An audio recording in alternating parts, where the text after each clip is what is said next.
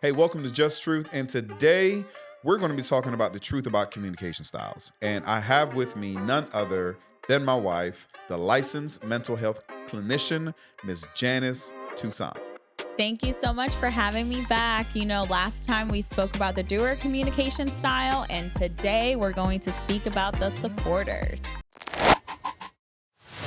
Awesome. So let's kick this off with some stats. Again, a study by the American Academy of Matrimonial Lawyers found that 65% of divorces are due to communication problems. A study by the Holmes Report estimated that poor communication costs businesses on average $62.4 million a year. So, whether you are in business or in a relationship, communication and how well we do it is very important to maintain and to ensure we are successful. So, Janice, what do you have for us today? Well, last week we did speak about the doers. And so the doers work really, really well with the supporters. Yes. However, Yes. however, the doers get very irritable with the supporters. No. But they do need each other because the supporters also need the doers. So the supporters get very, very irritable with the doers as well. The supporters can consider the doers almost like bullies sometimes. No. Now, if you want to recap again of the supporters and the doers, the link is in the description below so you can watch that video as well. So I'm fair. The doers sometimes they can look at the supporters as like, why are you being a baby? Or like, stop being the victim, or like stuff like that. So, I'm a fair person. We're gonna talk about both.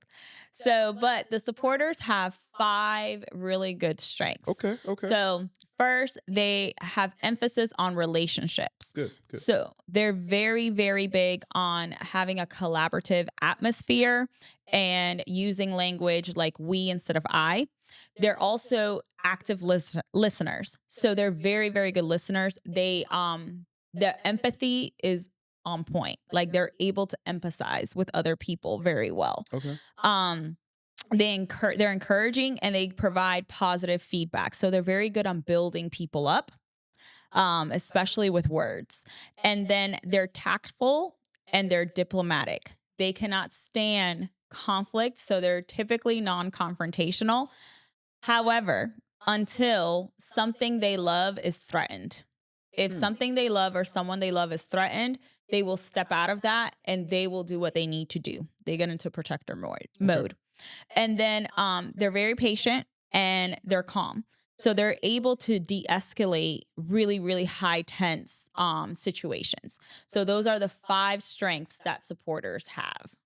Ah, okay. So now, Janice, with the five strengths that they have, let's talk about how those five strengths interact with other people in relationships and in the workplace.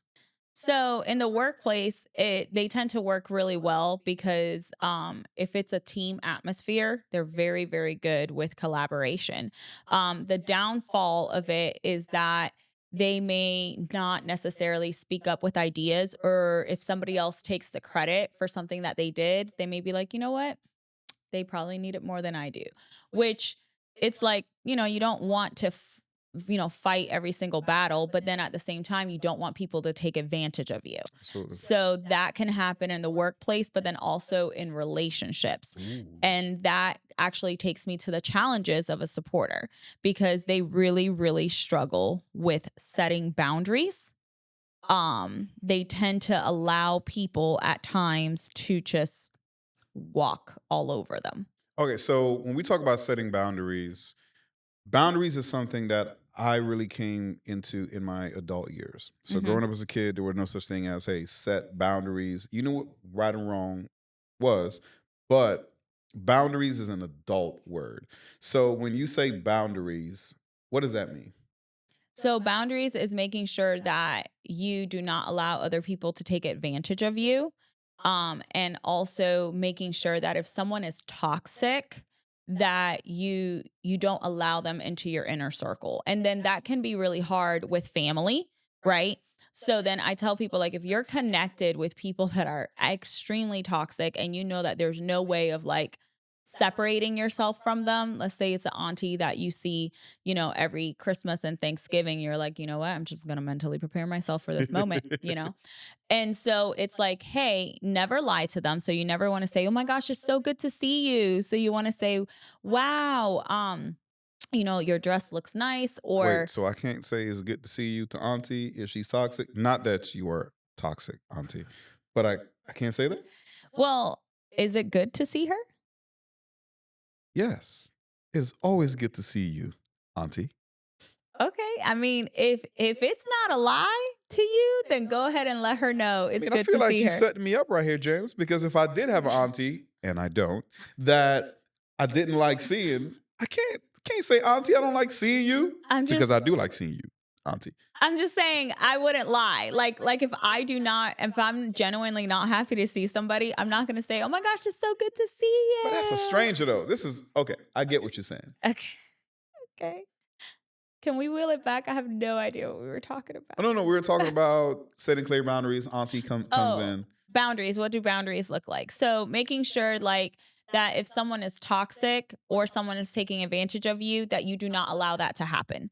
So if you cannot separate them from your life, then you love them from a distance. So you keep your boundaries to the point where you're not hurting, like they do not have the capability of hurting you, and they do not have the privilege and access to the deepest things about you, Hmm. if that makes sense. Oh, I like that. The deepest access. Okay, so now can we just get a little bit more granular with the Mhm. boundaries? Mhm. So I've been in ministry for over 20 years. Mhm. You have helped thousands of people in the therapy world and therapy space, setting boundaries for themselves. So I know in the religious space, boundaries is something that we see every single weekend come through our door, people who have a lack of it, or individuals who don't know how to place boundaries because in the name of God we're supposed to love everybody and kind of be open. So Mhm. if you're a believer, does boundaries look different versus someone who may not have a religious bent to them? No, no, boundaries don't look different. I mean, we see boundaries all throughout the Bible as well. Mm. And so, um the thing about boundaries that I think people don't tend to understand is that when they hear boundaries, they think of rudeness. And that's Nice. not the case. Nice. So for example, we spoke about, like, I think it was last month, we spoke about porous, rigid, and healthy boundaries, right? So Yes. someone that's porous means like they're overly available, like people run all over them. So when they practice healthy boundaries, it can seem as though they're being rude, but in reality they're not. Okay. They're actually just setting boundaries for themselves because they're running themselves ragged. Ooh, I just had a thought. So Yeah. when you say that we went back to the porous and the rigid, I'm thinking about I'll do a church illustration and then I'll do a work illustration and Okay. then I'll do a relationship illustration. Okay. Okay. I'm excited right now. So for the church illustration, we've put in a lot of structure to make sure we don't burn people out. So Correct. individuals who may not have the best boundaries, I guess they would say yes to everything. Yes. In the Christian realm, they would say, "Well, I see a need and I'm going to jump into that And need." that's a good thing. And it is until it's not. Right. So, for example, if there's an individual that's serving, let's just say in first impressions, and then they see a need for children's. Hmm. So then a good boundary would be, hey, are you going to transition from first impressions to children's for the next 3 months to help fill that Come on, need? help somebody, Janice. Help Right.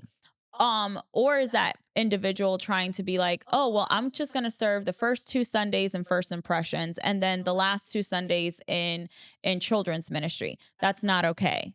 Correct. That is not a good boundary. You're going to get burnt out.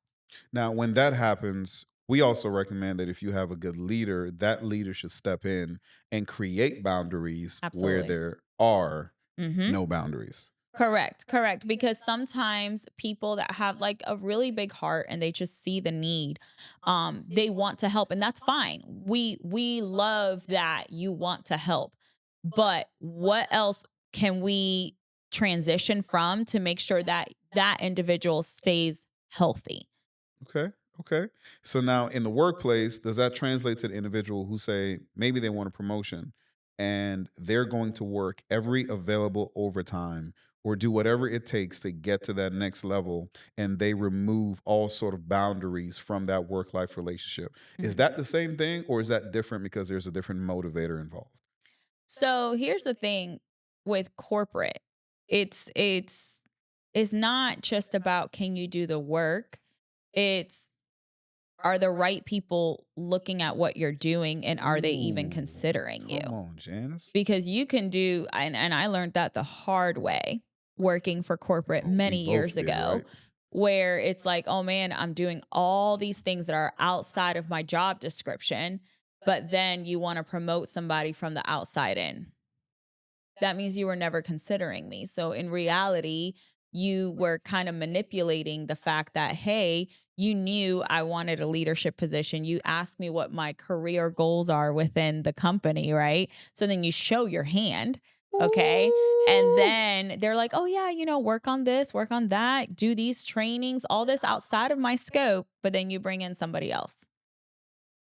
Janice, where's the horn? Woo, that's good right there. And so, last one, in relationships, the individuals who struggle with placing boundaries, would that be the partner, the spouse, that they're the one who always feels like they have to alter their lifestyle or alter their daily schedule in order to make sure everything fits in well for the family and for their spouse? Is So supporters in a relationship, it can look like that, but it typically looks like this, where they're working towards things in the relationship. But if they're married to a doer and they're not necessarily working on like let's say you have a relationship meeting and the doer expresses, man, like I love that you do this. This is another area where I feel like we can work towards. And the supporter is like, oh, okay, sure. And then the supporter starts working on other things in the relationship that Mhm. he or she believes would make their spouse happy. But in reality, when they meet up again and have this conversation, and the spouse is like, hey, like, I'm still, like not pleased with like this area. Like, we talked about this area. How come this is still a problem? The supporter's like, you know what? I don't even care anymore. Like, I'm doing all these things. Mm. Nothing can make you happy. Ooh, Absolutely nothing. ooh, there goes the You trigger know, words. and it's like, oh, no, and because the supporters do not like conflict, there many times they check out in a confrontational discussion. So they're going to tell you what you want to hear to just be done, and that's lack of boundary. That is a lack of boundaries. So that's why it's like that's an area where supporters have to be really really good with their boundaries because they tend to be porous. And so they tend to just want to bend. And so, what will help a supporter is that if your spouse is like, hey, this is an area that I really want to see improvement in, and you really don't want to do it, or you're really like, no, I don't see the issue in that, that's when you have to speak up. Mm. You have to speak up because if not, it will be the same problem, just different day. So in church, I see all the time where couples have tension in communicating expectations for each other. So what you just said, I think it has an answer for a lot of dysfunction that we sometimes see. So you said if a couple have a conversation about what is expected, and then they're like, yes, let's work on that. One goes away and work on something completely different that they think would help the conversation, but doesn't directly address it. Then almost a fight. There is some sort of tension there, but without the proper boundaries, it doesn't get. How can I put this in another way? Well, I think it's important for people to know that supporters love familiarity. And so that's why if a supporter has to work on something in a relationship that they're not accustomed to, doers will be like, "You know what? I'm just going to do it." And then supporters are like, "Okay, so there's 10 baby steps for me to do this. I'm going to work on baby step 1 right now." And then the supporter's like, "Well, I have been working on it." And the doer's like, "No, you haven't because it's still not done." Because And then progress for us is getting it done. getting it done. And progress for a supporter, depending on like the difficulty of the task or the comfortability, because mind you, supporters love familiarity. And so it's like they may have to take baby steps. And it's not that they're not working on it, and it's not that they don't want to, is that they have a different process of getting there. Okay, so let's help somebody because I know for one point in our marriage, we had a lot of fun with this aspect, and I love where we are now with it. So let's see if we can help someone watching this. How would you recommend for communication to happen in those type of relationships? Mhm. So, like, if the task, let's say the task is as a family, you guys want to save $15,000 for a down payment for a house, Hmm. right? So doers like, we're just gonna do it. And then the Absolutely. supporters like, okay, well, first, how are we gonna get there? Like, do we have the right jobs? Do we need a side job? Maybe I'm gonna go look for a side job. That's what I'm gonna go do. And then the doers like, nah, we're gonna cut back on the spending, Come on, somebody. and so the doers automatically thinking we're going to cut back on the spending, and the supporters like, okay, I'm going to continue to live my normal life, but I'm applying for more jobs so I can get this extra income. But you nothing's don't being done. you don't see me attending all of these, interviews, spending hours, online, applying, calling my network. So the supporter is thinking in that particular example, I'm working towards the goal, Hmm. Hmm. and so clear communication would have to happen. So, like, because remember, doers are visionaries. So, doers is like, oh, I know how to get there. And they tend to go there rather quickly by themselves, versus supporters are like, okay, well, let me take a step back, and I'm going to need a job. You're going to need an extra job. And so they start to plan out like that, but it's more like a we. Well, I'm looking for a job, and I know you're probably looking for a job. So clear communication. And when I mean a job, I mean a second job. Like clear communication, how we're going to get there. And then the doers do not like the baby steps. So then the doers have to be very patient with hearing the supporters' baby steps to get there. Okay. So I want to offer what has worked for us Hmm. from my perspective as a doer. One of the first things I learned is to slow down. That once I get the vision and I get excited about what we're going to accomplish, I then have to slow that down Hmm. and then have a conversation with you to let you know, hey, I'm excited about this. And here is how I believe that we can actually get there. And Hmm. then I also not only slow down, but speak calmly. That in Hmm. my excitement, I can get very Passionate. passionate. Mm, Yes. mm. And The in that Caribbean passionate, is coming depending on out. the personality type of your spouse, they can kind of shrink back because you are extremely passionate and they don't want to do anything that it may seem to kill your joy Well, in it that goes moment. back to tone. And we spoke about that with the doers. Like the supporters, many time, and here's the thing, guys that are supporters, they're probably hearing this and being like, nah, this ain't me. Right. But here's the thing. If your wife is a doer and she comes in headstrong, as a supporter, you're going to be like, you ain't about to disrespect me. Cuz mind you, Mm, supporters, they're pretty chill. They could take a lot of things until something they believe is very important, someone they love or something that they believe is very important, and then they're going to come out with their claws out. And so if a guy is a supporter and like their wife is a doer, and like let's say her tone comes out in a specific manner, yeah, yeah. then the supporter is going to be like, no, we're not doing this. Like, and just going to shut down, just shut Wow, everything that's down. so true. Wow. Hmm. So I have I have calm down, speak slowly, and just watch my tone. Hmm. And then the third S I would have is actually strategize.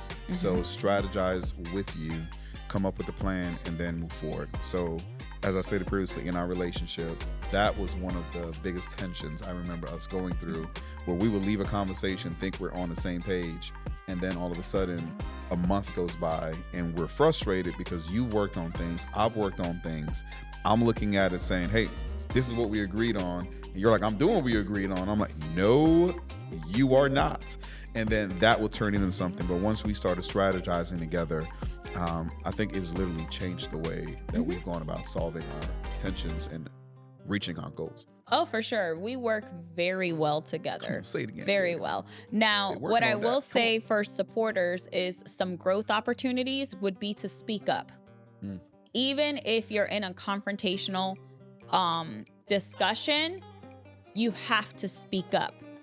And then the second thing would be to strengthen those boundaries. Make sure that if you're noticing you're being porous, or even if you're being rigid, it's like, hey, how can I get to that healthy boundary? Slow down, speak calmly, strategize. If you're a doer, just to recap on that. All right. What else we got, Janice? Anxiety. Oh, that's a whole nother episode right there. Oh no. We're gonna end today right there. All right, so as much as we've enjoyed this conversation, we're going to pause it right here. We have some more videos coming up about communication styles, and here's what we're asking. Go ahead and subscribe and like this video. Share this with a friend. And for the next 2 styles that we have coming up, if you have any questions about what we've covered so far, put it in the comments, and then we'll address it in the next video. Yes, absolutely. And the next video that we're going to do on communication styles, it will be on the promoter and the analyzer. So stay tuned.